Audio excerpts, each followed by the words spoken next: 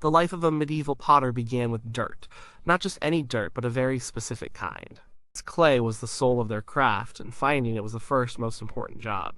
There were no suppliers you could order from. A potter had to find their own source. They were part geologist, part laborer. Most potters set up their workshops near a good clay deposit. It just made sense. Clay is heavy. You didn't want to haul it for miles if you could avoid it. The best places to look were along riverbanks, in valleys, or on hillsides where erosion had exposed a seam of clay.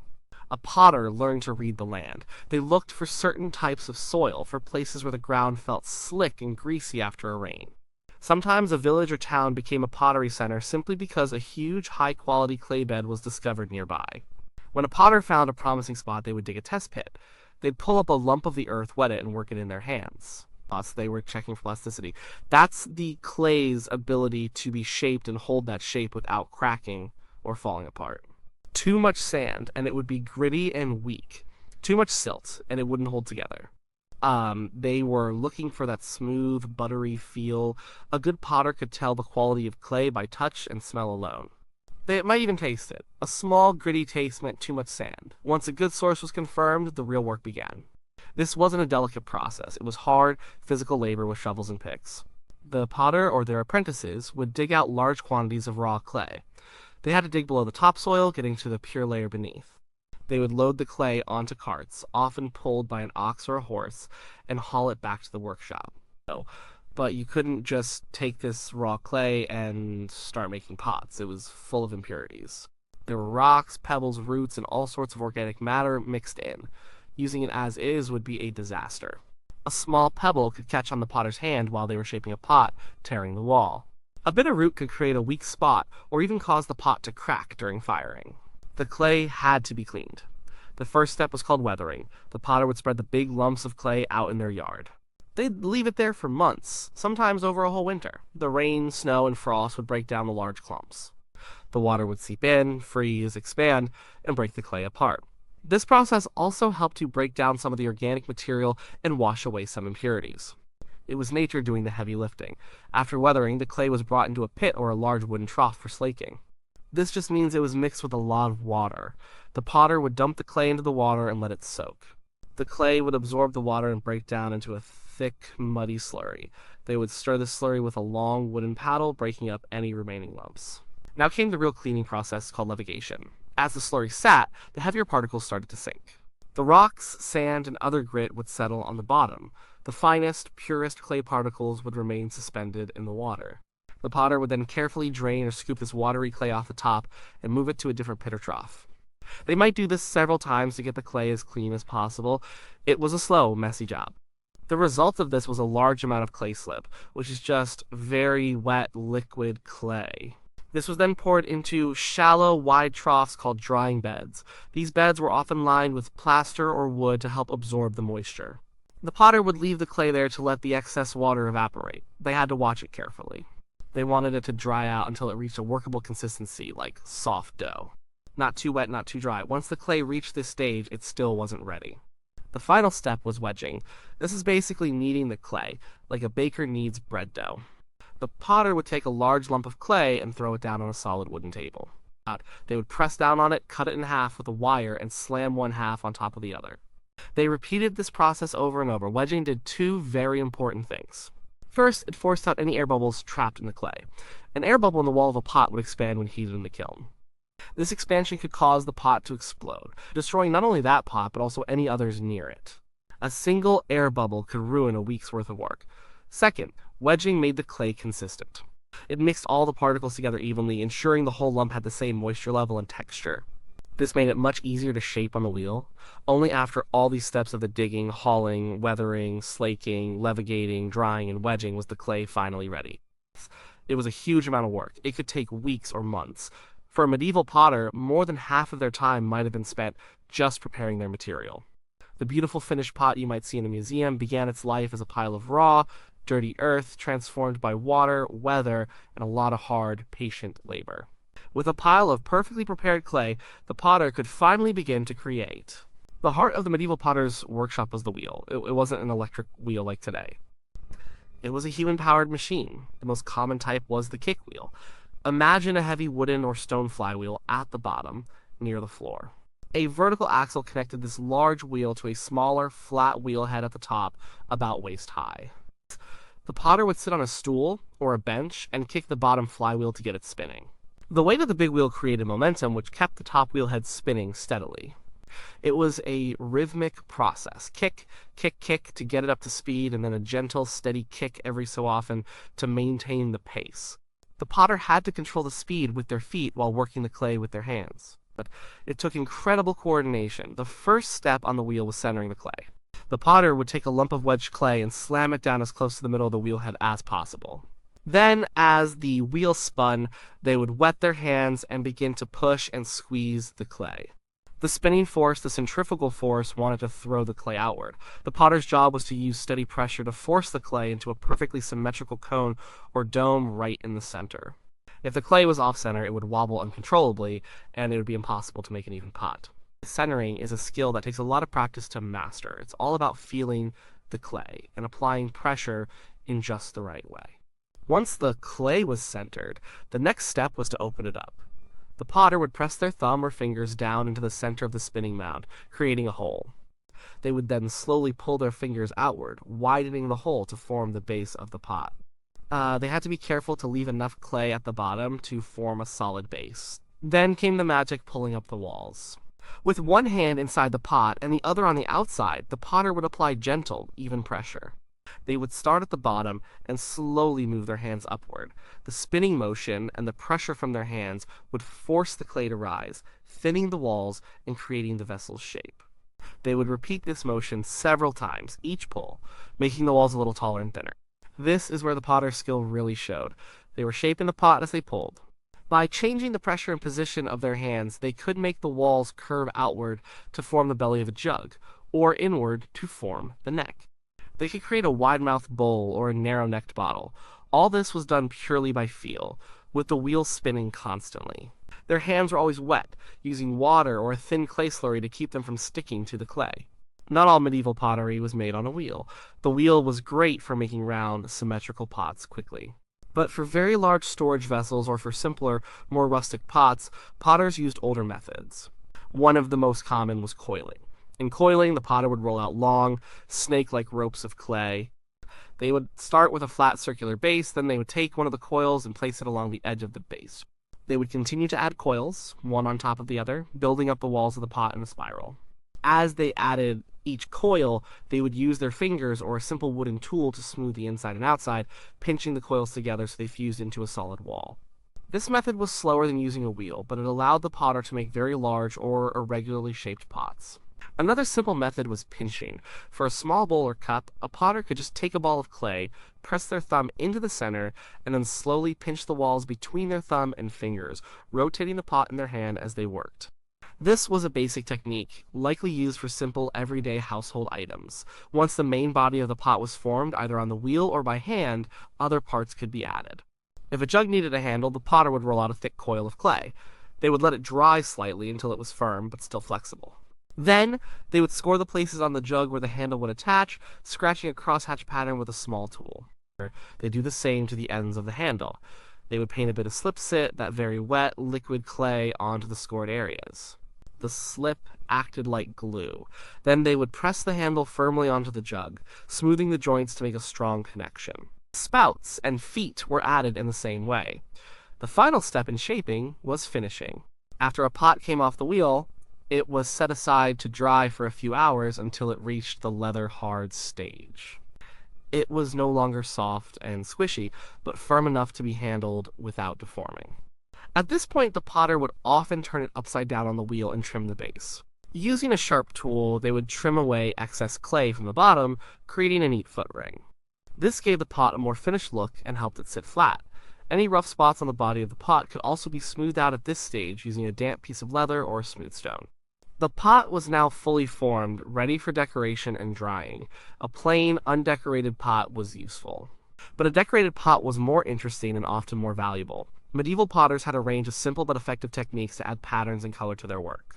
Most of this decoration happened when the pot was in that leather-hard stage. The clay was firm enough to hold a crisp line, but still soft enough to be carved or stamped.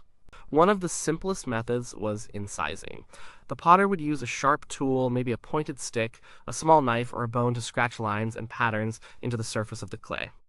They could create simple straight lines, wavy lines, zigzags, or more complex cross-hatching. This was a quick and easy way to add some texture and interest to a jug or a bowl. Stamping was another popular technique. The potter would have small stamps made of wood, bone, or even fired clay. These stamps might have a pattern carved into the end, like a circle, a cross, or a small flower. They would press the stamp into the soft clay, repeating the design to create a border or an all-over pattern. Sometimes they would use the end of a hollow reed or a bone to stamp circles. A more advanced version of this was rouletting. A roulette was a small, patterned wheel, usually made of clay or wood, mounted on a handle. The potter would roll this wheel across the surface of the leather-hard pot, and it would leave a continuous band of repeating patterns.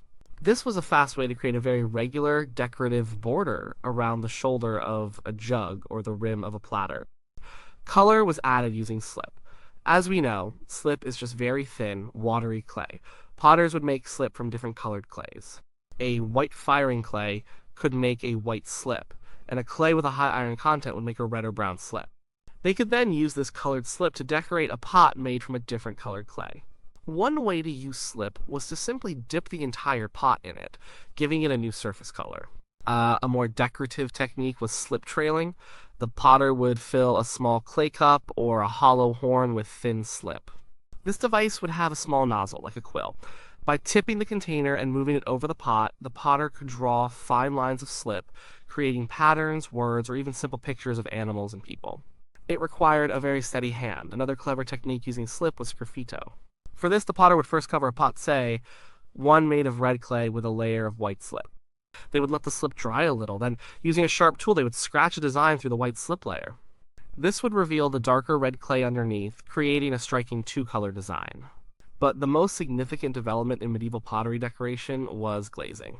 A glaze is essentially a thin layer of glass that is fused to the surface of the pot during firing. Glaze made pottery waterproof, which was a huge advantage for storing liquids. It also made pots easier to clean and more hygienic. And of course, it made them look beautiful. The most common glaze in medieval Europe was a lead glaze. The main ingredient was lead, usually from lead ore like galena. The potter would grind this ore into a very fine powder. This was a dangerous, dusty job. They didn't know about lead poisoning, but it was undoubtedly a major health hazard for potters. There were a few ways to apply this raw glaze. Sometimes the potter would dust the dry lead powder directly onto the surface of the leather hard or dried pot. The powder would stick to the surface. Other times they would mix the lead powder with water or with a very thin slip and then paint it on or pour it over the pot. On its own, a lead glaze would be clear and yellowish after firing, but potters quickly learned they could add color by mixing in other metal oxides. The most common colorant was copper. A small amount of powdered copper, often from filings or scrap, mixed into the lead glaze would produce a vibrant green color. This green glaze is one of the most iconic features of medieval English pottery. Another common colorant was iron, usually in the form of rust or ground-up iron-rich rock. Iron would produce colors ranging from yellow and amber to dark brown, depending on the amount used and the firing conditions. So a potter could create a range of effects. They could apply a clear yellow glaze over a plain pot. They could put that same glaze over a pot decorated with red slip, making the red appear richer and deeper. Or they could paint green glaze patterns over a yellow glazed pot. They could combine incised lines with a glaze that would pool in the grooves, making the pattern stand out. With the pot shaped, decorated, and possibly glazed, it was now a finished object in its raw state. But it was still just fragile, dried clay. All the work so far could be undone in an instant if it was dropped or got wet. The final, fiery transformation was yet to come. The pot was now ready for the kiln. The firing was the most critical and nerve-wracking part of the whole process. It was the moment of truth where soft, fragile clay was transformed into hard, durable ceramic. A successful firing meant the potter had goods to sell and could make a living. A failed firing could mean a week's worth of work, or even a month's, was reduced to a pile of cracked and broken shards. First, the pots had to be completely, totally dry. This is called bone dry. Any moisture left in the clay would turn to steam in the heat of the kiln. If that steam couldn't escape fast enough, it would expand with explosive force, blowing the pot to pieces. To make sure they were dry, pots were left to air dry for days or even weeks, often on racks in a drying shed. The potter would feel them to make sure they were no longer cool to the touch, a sign that water was still evaporating. While the pots were drying, the potter prepared the kiln. A medieval kiln was a permanent structure, usually built of brick, stone, and clay. It was often located at the edge of the workshop or slightly away from other buildings because of the intense heat and fire risk. The most common type was an updraft kiln. This kiln was essentially a large, enclosed chamber. It had two main parts. At the bottom was the firebox, where the fuel, almost always wood, was burned. Above the firebox was the main chamber where the pots were stacked. A floor made of thick, perforated clay slabs or arches separated the two. The flames and hot gases from the firebox would rise up through the holes in this floor, circulate around the pots, and then exit through a vent at the top of the kiln.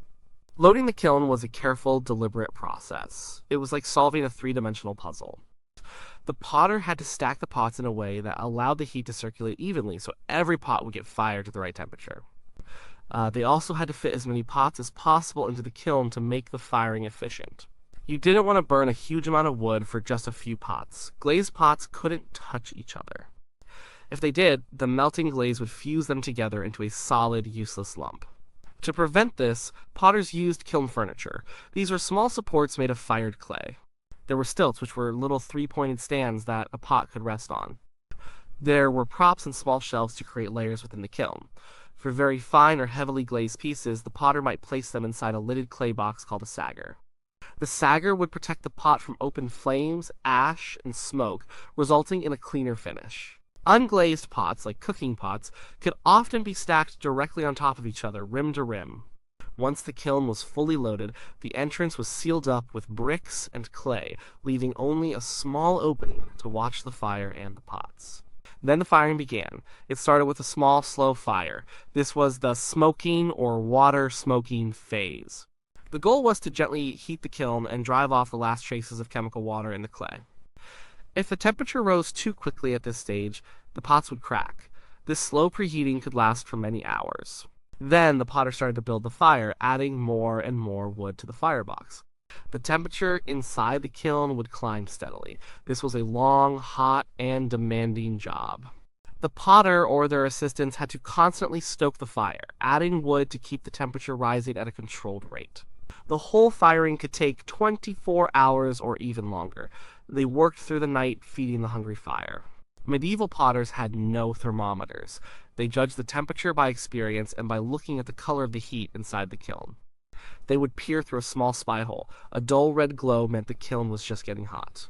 As the temperature rose, the glow would turn to cherry red, then bright orange, and finally to a bright yellow-white heat. A skilled potter knew exactly what color corresponded to the temperature needed to mature their clay and melt their glazes. They could also learn things from the color and amount of smoke coming from the chimney at the top.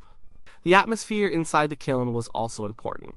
If there was plenty of air getting to the fire, it was an oxidizing atmosphere. This tended to produce clear colors, turning iron in the clay to a reddish or buff color. If the potter restricted the air supply by partially blocking the flue, it created a reducing atmosphere, full of smoke and carbon monoxide. This could have a dramatic effect, turning red iron clays into gray or black, and producing different effects in the glazes. Potters learned to manipulate the atmosphere to get the results they wanted. Once the kiln reached the peak temperature, maybe around 900 to 1100 degrees Celsius, it would be held there for a period of time to allow the clay to fully vitrify and the glazes to melt and smooth over. Then, the stoking would stop. The firebox opening and all the spy holes would be sealed completely with clay. And then came the waiting. The kiln had to cool down very, very slowly. If it cooled too fast, the pots would crack from the thermal shock. This cooling period could take 2 or 3 days. It was a time of great anticipation and anxiety. Had it worked? Were the pots good, or was it a disaster? Finally, when the kiln was cool enough to touch, the potter would carefully unbrick the entrance. The moment of opening the kiln was filled with hope. They would reach in and pull out the first pot. They'd tap it. A clear, sharp ring meant it was well fired and strong. A dull thud meant it was underfired and weak. They would examine the glazes to see if they had melted properly. A successful firing produced a kiln full of shiny, colorful, and durable wares. The potter would carefully unload each piece, checking for cracks or flaws. The hard work was over. Now, They had products to sell. The medieval potter was a skilled artisan, a vital part of any town or large village. They produced the essential containers of daily life. Everyone needed pots. You needed jugs for water and ale, bowls for stew, cooking pots for the fire, and storage jars for grain and flour. Pottery was the medieval equivalent of plastic Tupperware, glass bottles, and metal saucepans all rolled into one. The potter's workshop, or pot house, was usually a simple, functional building. It was often located on the outskirts of town. There were a couple of good reasons for this. First, the process was messy and smelly. The piles of clay, the soaking pits, and the general dust weren't welcome in the town center. Second, and more importantly, was the fire risk. The kiln was a massive fire hazard. A stray spark could easily set a thatched roof alight. Town authorities often required kilns to be built away from other houses. Inside the workshop, you would find the different zones of production. There would be an area for processing and storing the clay with its pits and wedging tables. There would be the potter's wheel, the heart of the operation. There would be long racks where the newly made pots were set to dry. And outside, or in an attached shed, would be the kiln itself, along with a large, well-stocked woodpile. The life of a potter was governed by the seasons. Clay was often dug in the autumn or winter, so it could be left outside for the frost to work on it. The cold, damp months were a good time for processing clay and preparing it for the busy season. The main throwing season was in the spring and summer when the weather was warmer and the days were longer. The good weather also helped the pots to dry more quickly and evenly. Firing the kiln was also best done in dry weather. The potter was a small business owner. A master potter might own the workshop and employ others. A typical workshop might have a master, one or two journeyman skilled potters who had completed their training, and an apprentice. The apprentice was usually a young boy who started at the bottom. His first jobs would be the hardest and dirtiest, digging clay, turning the wheel for the master, hauling wood, and cleaning up. Over years of training, he would learn every step of the process, from preparing the clay to throwing pots and firing the kiln. It was a long hands-on education. The products of the workshop varied. Some potters specialized in making cheap, unglazed earthenware. These were the simple, reddish-brown cooking pots and bowls used by most ordinary people. They were functional but not fancy. Other potters, perhaps in a larger town or near a wealthy client like a castle or a monastery, would produce higher quality glazed ware. These were the green glazed jugs, decorated platters, and puzzle jugs made for the tables of the rich. Some potters didn't even make vessels. They might specialize in making floor tiles or roof tiles, which were also made from fired clay. Once a kiln load of pots was finished, it was time to sell them. The potter would load up a cart with their wares and take them to the local market. They would set up a stall and sell directly to the townspeople and farmers who came in for market day. A potter might also have regular customers, like the local tavern owner who needed a constant supply of ale jugs, or a monastery that needed bowls for the refectory. Potters might also travel, becoming itinerant sellers who moved from village to village. Being a potter was a respected trade, but it was not a glamorous one. It was hard, physical work. You were constantly covered in clay dust and mud. The work was repetitive. Firing the kiln was hot, smoky, and exhausting. And there was always the risk of failure. A bad batch of clay, a collapsed pot on the wheel, or a disastrous kiln firing could wipe out a month's profit. And yet, there was a deep satisfaction in the work. A potter took raw earth, something worthless, and through skill, knowledge, and fire, transformed it into something useful and beautiful. They created objects that were held and used by people every single day. The pots they made were central to the acts of cooking, eating, and drinking. While most of their work has long since broken and returned to the earth, the shards that archaeologists dig up today tell the story of these humble, hard-working artisans who shaped the material world of the Middle Ages, one pot at a time.